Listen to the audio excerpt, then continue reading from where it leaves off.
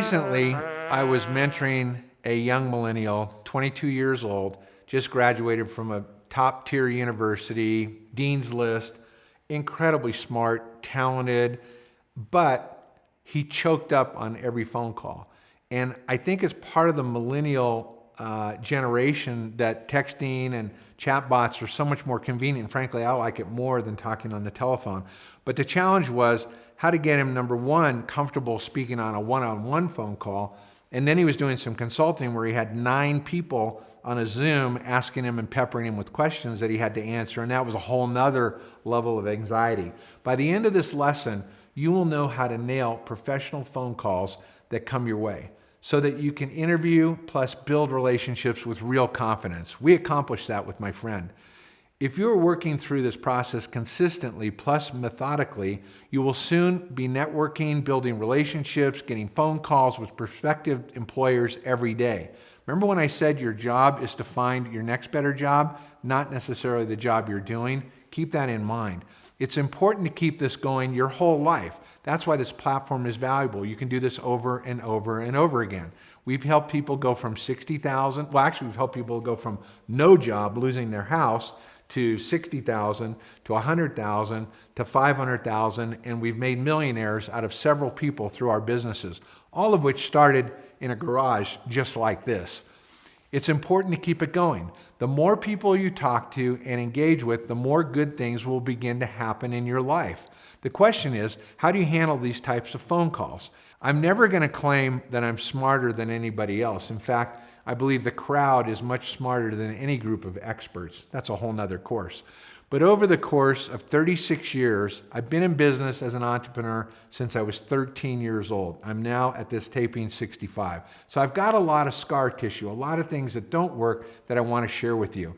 Here are the top takeaways of creating an excellent phone call. Number one, always remember the goal of your call. The goal of every single phone call is one of two things. Either you want this person to help you get a job at their company, or you want them to introduce you to someone else in their network who might be looking to hire you specifically. Figure out what your goal is and keep it top of mind, even if you have to write it down on a 3x5 card. Number two, always start with a thank you. A gracious plus appreciative introduction is to thank the person for their time because you're taking up their time, which is their most valuable asset. You can say something like, "Thank you so much for taking time to chat with me this afternoon. I know you're really busy and I appreciate it a lot." It's simple, it's common sense.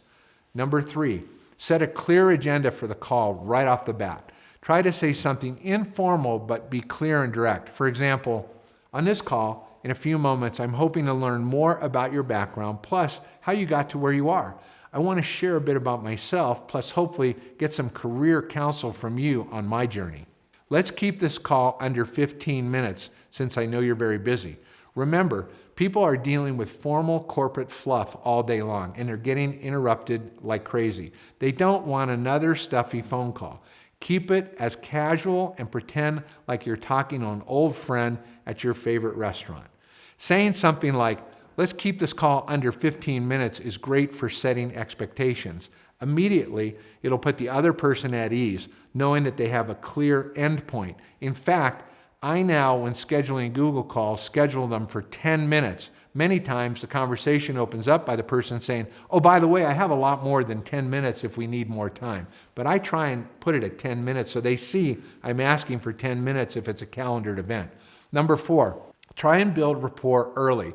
For more in-depth explanation, go back to Mastering the BetterJob platform, Finding Companies and People, and listen to the section on finding commonalities or affinity with your connections. But as a quick refresher, look over the person's LinkedIn to see if you have any kind of affinity, like know any of the same people, have a school or organization in common, donate to the same charity or same cause, come from the same place in the world, share a specific interest, especially something like sports or charity or ministry.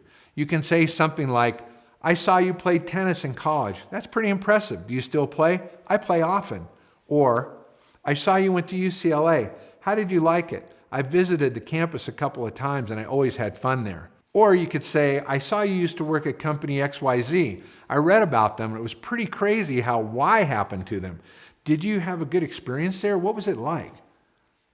Number 5, before you get on the phone with anyone, double click the company website to see if they have any open jobs that fit your background. Be prepared. If they do, bring up that job during your call. Ask them to help navigate you to the right person to speak with about that specific job offering. If there's not a role available, inquire about any opportunities over the phone that might not be posted.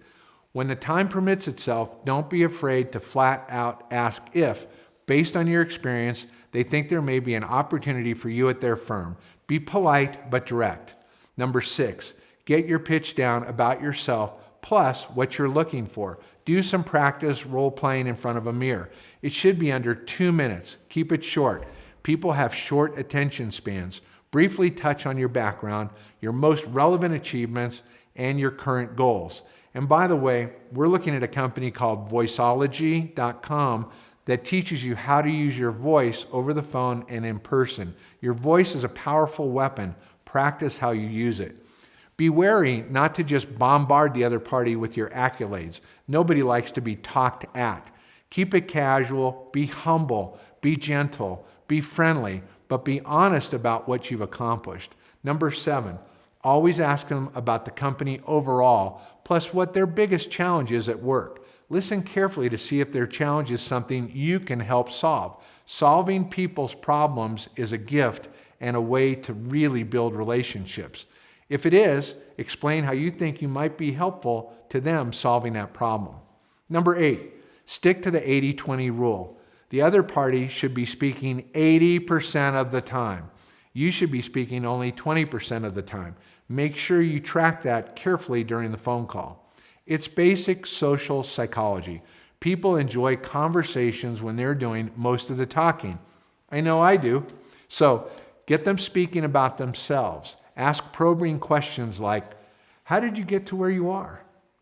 Where do you want to go in your current role? What do you do in your current job? What types of companies do you think I should be targeting in my search?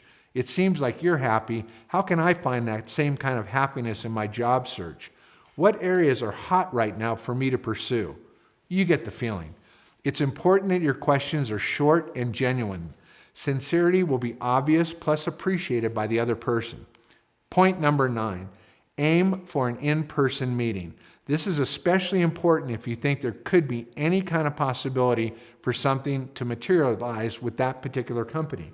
Meeting face-to-face is a game changer. Even grabbing coffee for 10 or 15 minutes helps to solidify your relationship. Back when I was doing a lot of sales, I thought if I can just shake that person's hand, I'm 50% of the way toward closing a deal. And I would travel great distances for a 10-minute meeting to shake someone's hand, even if they're in between meetings. The more busy the person is, the more chance that's going to happen. But it has the same impact as sitting there for an hour. Number 10, as you wrap up, always thank the person again. You should always offer to help them in some way. Hopefully you found some problem you might be able to solve, even if you don't think you can. For example, here's something you might say. If there's ever any way I can be helpful, please let me know. I know it's unlikely given your seniority to me, but if you want to check out my LinkedIn site, I'd be happy to make an introduction to any of my connections for you or any of your colleagues. Number 11, always send a follow-up thank you email. The next day, always send off a quick thank you email reiterating how much you appreciated them taking time to speak with you. This is also an excellent opportunity to circle back around on anything from the conversation that you need to follow up about, like if they promised to make you an introduction or if they wanted your resume, etc. So let's recap. Phone calls are going to be a regular part of your day during your job search, and practice makes perfect. Above all else, remember to be appreciative, humble, friendly, and gentle. And when possible, always go for an in-person meeting instead. All these phone calls will also help you interview better just from all the great people you will get to talk to. You want to build your funnel. Within 90 days, you should have at least 500 conversations under your belt and following up with them on a regular basis, and you will be successful.